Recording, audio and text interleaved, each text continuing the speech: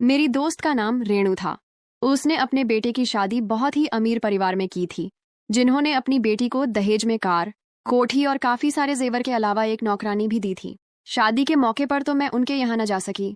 जब कई महीने बाद मैं रेणु के घर गई तो मुझे मालूम हुआ कि रेणु की बहू दहेज में एक नौकरानी भी लाई है, जो उसके पूरे घर का काम संभालती है। मैं रेणु के साथ बातचीत में व्यस्त थी कि एक छोटी सी बच्ची, जिसकी उम्र लगभग 7-8 साल के लगभग थी, चाय लेकर आ गई। रेणु ने मुझे बताया कि यह वही लड़की है जो मेरी बहू के साथ दहेज में आई है। मैंने बच्ची से उसका नाम पूछा तो उसने अपना नाम प्रिया बताया। सांवले रंग की दुबली पतली सी प्रिया का ताल्लुक एक गरीब घराने से था। उसकी माँ ने गरीबी की वजह से अपनी बच्ची को बतौर दहेज दूसरे शहर भेज दिया था। यह सोचकर मुझ पर एक अजीब कपकपी सी तारी हो गई। मैं हैरान थी कि उसके माता पिता ने उस नन्ही सी बच्ची को खुद से दूर, बल्कि दूसरे शहर भेजने का हौसला कैसे किया होगा। क्या उसकी माँ को अपनी नन्ही शहजादी को खुद से दूर करके दूसरों के कामकाज के लिए भेजते हुए जरा तरस नहीं आया होगा? उस वक्त तो मैं कुछ न बोली, लेकिन रेणु से इतना कहा कि यह सरासर जुल्म है कि इतनी सी बच्ची अपने माँ बाप और बहन भाइयों के बिना यहाँ रहे और फिर सारा दिन तुम लोगों की सेवा और काम भी करे। रेणु ने जवाब दिया कि मैंने अपनी बहू की माँ से कहा था कि हमें इस बच्ची की जरूरत नहीं है, लेकिन उसका यह जवाब सुनकर मेरी बेटी को तो जरूरत है। मैं चुप हो गई थी। वह छोटी बच्ची गुड़िया के सब कामों के साथ साथ गुड़िया के सब घर की सफाई भी करती। मुझे उस वक्त कहीं और जरूरी काम से जाना था, लिहाजा मैंने रेणु से इस बारे में ज्यादा बहस नहीं की और वापसी अपने घर आ गई थी। घर आकर भी मैं प्रिया के बारे में सोचती रही। मेरी ख्वाहिश थी कि प्रिया कुछ पढ़ लिख जाएगी तो शायद उसकी जिंदगी संवर जाएगी। चंद दिन के बाद दोबारा रेणु के यहाँ गई। प्रिया उस वक्त बर्तन धो रही थी। मैंने गौर से उसके हाथों को देखा तो मुझे उस पर बड़ा तरस आया।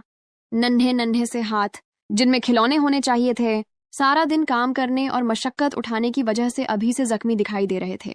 मुझे देखकर रेणु ने अपनी बेटी काजल से कहा कि आंटी के लिए चाय बनाकर लाओ और प्रिया को बाजार से कोई सौदा लाने का, कहकर मेरे साथ दूसरे कमरे में आ गई। हम बातों में मशगूल थीं कि रेणु की बहू गुड़िया प्रिया प्रिया पुकारती हुई कमरे में दाखिल हुई। मुझे देखकर गुड़िया ने नमस्ते कहा और अपनी सास से प्रिया के बारे में पूछने लगी। इतनी देर में प्रिया भी बाजार से आ चुकी थी। गुड़िया प्रिया को देखकर कहने लगी, तुम बहुत सुस्त हो, जल्दी जल्दी हाथ चलाया करो। मैं कब से तुम्हें तलाश कर रही हूँ और तुम हो कि कहीं दिखाई ही नहीं देती। मैंने गुड़िया से कहा कि बच्ची ही तो है, वह बेचारी कितना काम कर सकती है। रेणु को शायद मेरी बात अच्छी नहीं लगी। उसने मेरी बात का कोई जवाब नहीं दिया। प्रिया सुन रही थी।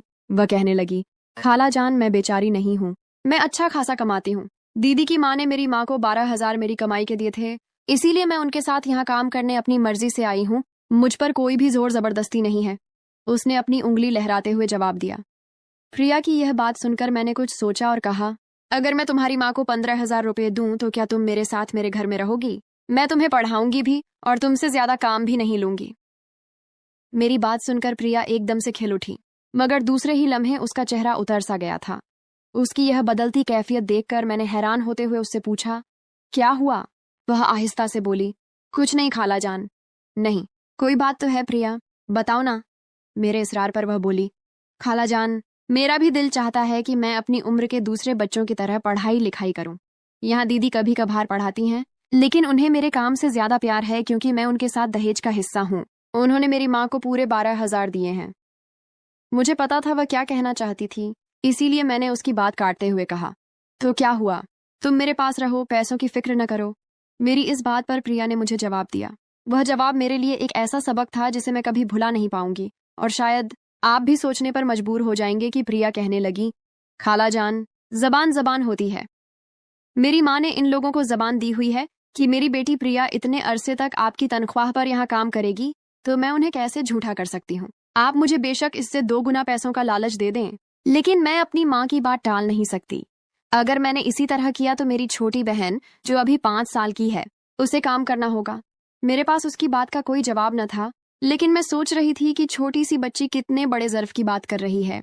ये सब तो माता पिता को सोचना चाहिए कि जिस औलाद को हम इस दुनिया में लाते हैं, बजाय इसके कि हम खुद काम करके मेहनत करके अपनी औलाद को पढ़ाए, हम छोटे छोटे बच्चों को ही काम पर लगा देते हैं। तो दोस्तों, ये थी हमारी आज की कहानी। ऐसी ही और अच्छी अच्छी कहानियों और वीडियोस देखने के लिए हमारे इस चैनल को सब्सक्राइब कर लें और अपने दोस्तों के साथ शेयर भी ज़रूर कर दें। मिलते हैं आपसे किसी और अच्छी कहानी के साथ।